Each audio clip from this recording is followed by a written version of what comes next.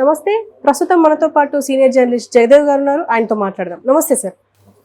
Sir Virinchi chairman Madhavi Latha ఆవిడ already announce చేశారు ఆమెని ఎంపీ సీటుకి.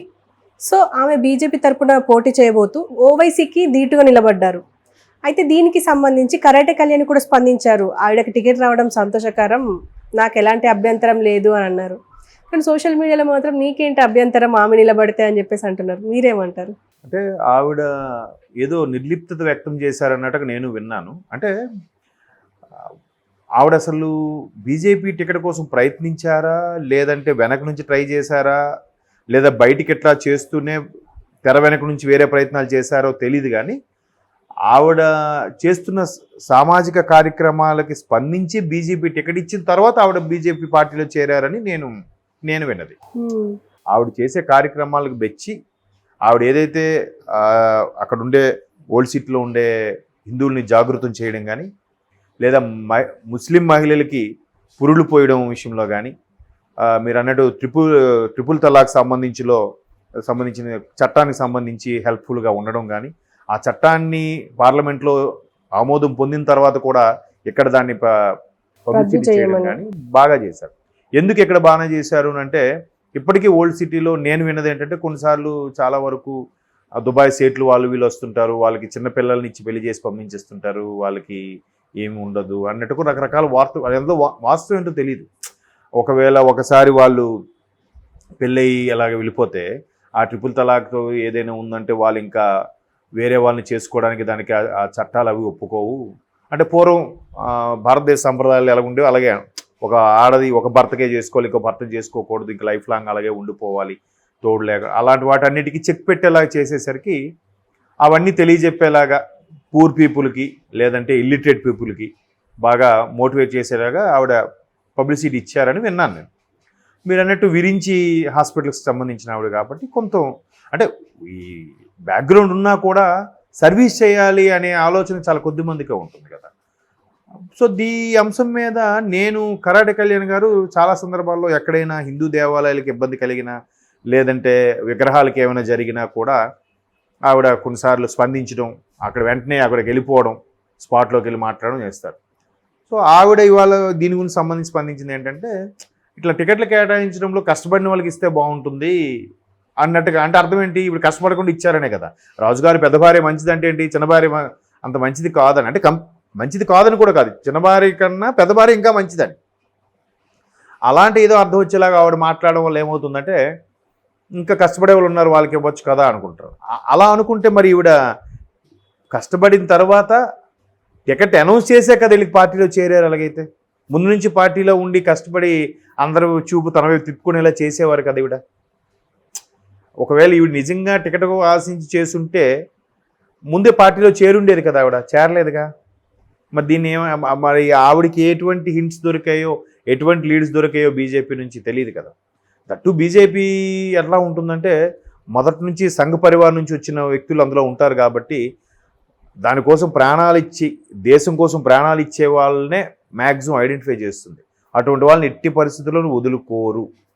ఎందుకంటే మీరు ఆయన ఎవరు పారేకర్ ఉండేవారు, రక్షణ శాఖ మంత్రి, గోవాకు సంబంధించిన ముఖ్యమంత్రి కూడా చేశారు. ఆయన కూడా అసలు ఎవరికి తెలియదు. బట్ ఆయన సంఘ పరివార్లో ఉన్నప్పటి నుంచి కూడా బీజేపీ పనిచేశారు కాబట్టి ఆయనకు ఆ స్థానం కల్పించారు. అలాగే ఇంతకుముందు రాష్ట్రపతి రామ్నాథ్ కోవింద్ గారు, ఆయన పేరు ఇప్పుడు మనం వినలేదు, కానీ ఒక్కసారిగా దేశం ప్రథమ పౌరుడి స్థానంలో కూర్చోబెట్టారంటే అర్థం ఏంటి, ఆయన ఖచ్చితంగా ఏవో సర్వీస్ చేసే ఉంటారు, చేయకుండా అవ్వదు. ఆ తర్వాత ముర్ము గారు, ద్రౌపది ముర్ము, ఆవిడ కూడా అంతే. అట్లా వాళ్ళు ఐడెంటిఫై చేసి పెట్టుకుంటారు. ఖచ్చితంగా వాళ్ళకి గ్రౌండ్ లెవెల్ ఇన్పుట్స్ ఉంటాయి, లేకుండా అయితే చేయరు. బట్ మరి ఈవిడ ఈ విధంగా స్టేట్మెంట్ ఇచ్చారంటే మేబీ ఆవిడకన్నా కష్టపడి చేసేవాళ్ళు ఎవరు ఉన్నారేమో. ఒకవేళ ఉన్న మహిళలు కాదేమో, జెంట్స్ అయితే ఉండొచ్చు, మహిళలు అరుదుగా ఉంటారు కదా. దట్టు ఓల్డ్ సిటీ లాంటి ఏరియాలో నిలబడడం అనేది కొద్దిగా కష్టతరమైన పనే, కత్తిమీద సాము లాంటిదే. ఆ క్యాన్వాసింగ్ కానీ, లేదంటే అక్కడ పోలింగ్ విషయంలో కానీ ఎంతవరకు ఆవిడ సఫలీకృతం అవుతారనే విషయం పక్కన పెడితే, ఎంతమంది దృష్టిని ఆకర్షించి, బీజేపీ అధిష్టానం దృష్టిని కూడా ఆకర్షించి ఆవిడకి టికెట్ ఇచ్చేలా చేశారు, ఆవిడ పేరు కన్ఫర్మ్ చేశారంటే సంథింగ్ ఈజ్ దేర్. ఖచ్చితంగా ఆవిడ సేవలు ఏవో ఉండుంటాయి. ఒకటి సేవలు, రెండోది పోటీలో నిలబడాలి, ఖర్చు తగ్గట్టుగా తట్టుకోగలిగే శక్తి కూడా ఉండాలిగా. ఆషమాషి ఇవాళ రేపు పోటీలో నిలబడడం అంటే కేవలం దాన్ని బీఫామ్స్ ఇచ్చేసి అమౌంట్ డిపాజిట్ చేసేస్తే సరిపోదు కదా. అది ఒక ఎందుకు పనికిరాదు ఆ అమౌంట్. అంత స్థాయిలో ఖర్చు పెట్టగలిగితేనే ఆ గెలుపు ఉంటుందని నేను అందుకే బహుశా ప్రభుత్వం బీజేపీ అధిష్టానం కూడా ఆలోచించి ఎంచుకున్నారేమో. అంటే ఒకటి అన్ని రకాలుగా బలంగా ఉండాలి కదా, ప్రజాదరణ ఉంటే సరిపోదు, ఖర్చు పెట్టుకునే స్తోమత కూడా ఉండాలి, అవసరమైతే యుద్ధానికి సరిపడేలాగానే ఉండాలి. సో అటువంటిది అందుకు ఆవిడకి ఇచ్చారేమో. బట్ ఈవిడ వ్యాఖ్యల్లో ఎటువంటి అర్థం మనకైతే ఐడియా లేదు.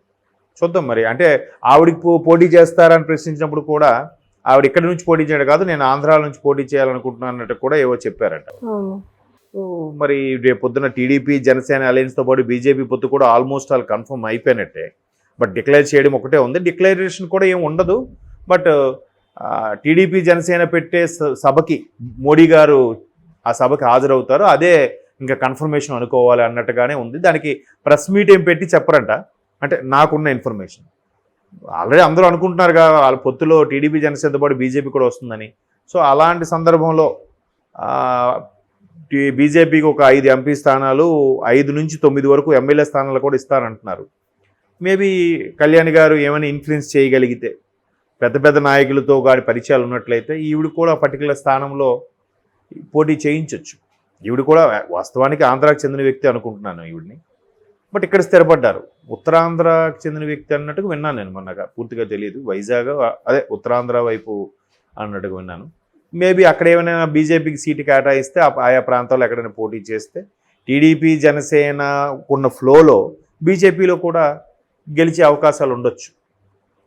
బట్ ఆవిడ మరి ఏ పరంగా స్టేట్మెంట్ ఇచ్చారో మాధవీలత గురించి మాత్రం మనకు క్వశ్చన్ మార్క్. అండ్ ఏంటంటే మాధవీలత గారు ఒక ఇంటర్వ్యూలో అన్నారు, అంటే అక్కడ ఎలా ఓవైసీ దొంగ ఓట్లను ఏ ఇంటికి ఎన్ని ఓట్లు క్రియేట్ చేశారో నాకు తెలుసు అని చెప్పేసి అన్నారు.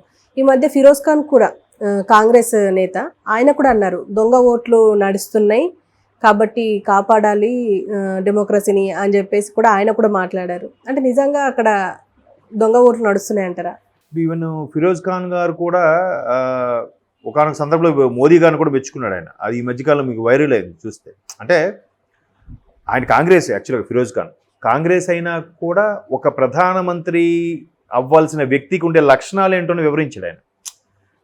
మోదీ మా పార్టీకి చెందిన వ్యక్తి కాదు, కానీ ఆయన మెస్మరిజంగా మాట్లాడతాడు, ఎక్కడికి వెళ్తే అక్కడ ఓన్ చేసుకుంటాడు, ఆ ప్రాంత భాష 1-2 పదాలు వాడి జనాలను అట్రాక్ట్ చేసుకుంటాడు, ఆచితూచి మాట్లాడతాడు, ఏదైనా చేస్తాడు. రాహుల్ గాంధీ గారికి అంత నేర్పరితనం లేదు అనే అర్థం వచ్చేలాగా మాట్లాడారు ఆయన ఫిరోజ్ ఖాన్ గారు. మీరు ఈ మధ్యకాలంలో సోషల్ మీడియా వైరల్ అయింది చూస్తే. ఆయన తెలుగు కూడా బాగా మాట్లాడతారు ఫిరోజ్ ఖాన్ గారు, మీరు అబ్జర్వ్ చేశారు లేదు. సో అలా మాట్లాడే సందర్భంలో ఇట్లాంటి వ్యాఖ్యలు చేయడం వల్ల ఏమవుతుందంటే ఆయన కొంచెం ఫిరోజ్ ఖాన్ కొంచెం ఫ్రాంక్గా ఉంటాడు. ఆయన కొట్టొచ్చినట్టు మాట్లాడతాడు. ఏదైనా ఏముంది ఇక్కడ వాళ్ళు ఇట్లా దొంగ ఓట్లు చేస్తున్నారు, లేదంటే ఒకే వ్యక్తి ఇన్నిసార్లు గెలుస్తాడా, ఇన్నిసార్లు ఇది అవుతుందా, ఒకసారి కాకపోతే. ఇప్పుడు ఆయన అనేది వాస్తవమే. ఇప్పుడు అసదుద్దీన్ ఓవైసీ గారు ఎంఐఎం పార్టీకి చెందిన వ్యక్తి, అధ్యక్షుడు. పోనీ అదే ఓల్డ్ సిటీలో ముస్లిం మైనార్టీకి చెందిన వాళ్ళు కూడా 2-3 పోటీ చేస్తున్నారుగా ఆయన పోటీగా. ఒకవేళ ఈ ముస్లిం మైనార్టీ అంతా కూడా ముస్లిం వ్యక్తినే ఎన్నుకోవాలనుకునే సందర్భం ఉంటే కనుక ఈయన తప్ప ఇంకెవరైనా కూడా ఛాన్సెస్ ఉన్నాయి కదా. బట్ గెలవట్లేదా, కేవలం అసదుద్దీన్ గారు ఎందుకు గెలుస్తున్నారు? 4 సార్లు, 4-5 నాకు తెలిసి ఇది 5th టర్మ్ ఏమో. వేరే వాళ్ళు లేరా? ఉన్నారుగా. వాళ్ళకి ఎందుకు అవకాశం రావట్లేదు అనేది కూడా ఫిరోజ్ ఖాన్ గారు రైజ్ చేసే డౌట్ వాస్తవం అయినా అయి ఉండొచ్చు. ఇప్పుడు ఒకే దీనిగా కంచుకోటగా ఎట్లా వెళ్ళిపోతారు? మళ్ళీ అక్కడ చూస్తే ఎప్పుడు ఓల్డ్ సిటీ వెళ్ళినా అలాగే ఉంటుంది దాని పరిస్థితులు, చేంజెస్ ఏం కనబడవు. ఒక్క రంజాన్ మాసంలో మాత్రం కలకల్లాడుతూ ఉంటుంది, అదొక్కటే చూస్తాం. మిగతా టైం ఎప్పుడు చూసినా ఒకేలా ఉంటుంది, షాపింగ్ కానీ, రోడ్లు కానీ, ఆ పర్సన్ మనుషులు కానీ. మరి ఎవరైతే బాగా ఎడ్యుకేట్ అయ్యి ఇది అవుతారో అటువంటి పరిస్థితి నుంచి బయటకు వస్తారు. ప్రాపర్ ఎడ్యుకేషను, ప్రాపర్ అవేర్నెస్ లేకే మనుషులు ఇప్పటికీ ఇంకా అట్లా కొన్ని పరిస్థితులు బట్టి అలా మగ్గిపోతున్నారేమో అనిపిస్తుంటుంది.